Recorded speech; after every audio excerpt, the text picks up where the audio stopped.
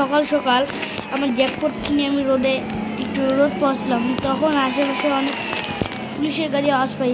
দেখি সামনে একটি বিশাল কন্টেনার পড়েছে অনেকগুলো। তারপর আমার গাড়ি ভাই, ও ভাই ভাই ভাই ভাই আমার বাড়িতে কি ভাই, রয়েল রয়েস গাড়ি ভাই ভাই ভাই ভাই ভাই। আমি একটু সাঁতার কেটে যাচ্ছি। ও ভাই রয়েল রয়েস ভাই, তো চলো দেখা যাক বাইরে কি হচ্ছে। আসলে আমার এলাকায় গুন্ডামি করুক, আরে পুলিশ কেন জানতে পারি। ওরে ভাই আমাকে মারতিছে ভাই,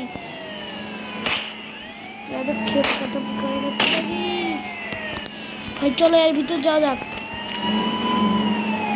ও ভাই ভাই ভাই ভাই ভাই ভাই ভাই আমি এর ভিতর নেমে আমি একটু কল করলাম। ভিতরে নেমে দেখি ভাই আরেকটি সাদা কালার বডি বিল্ডার বসে আছে এখানে। কারণ ভাই একটি চোর, তো আমাকে দিচ্ছে কেন, আমি ওর মতন দেখতে বলে। ও মাই গড, এবার কি হবে? চলো আমি ওর মতন ভেজটা ধরে নিলাম। এবার আমি আমার নিজের আসল মুখে চলে যাই। তো এবার আমি এগুলো সব করে পুলিশকেই খেল খতম করে দেবো। আমার এলাকায় ভাই, আমার এলাকায় গুন্ডামি করে, তোর কোনো কি সমস্যা? আমার এলাকায় চোর থাকবে, ডাকাত থাকবে, কোনো সমস্যা নেই।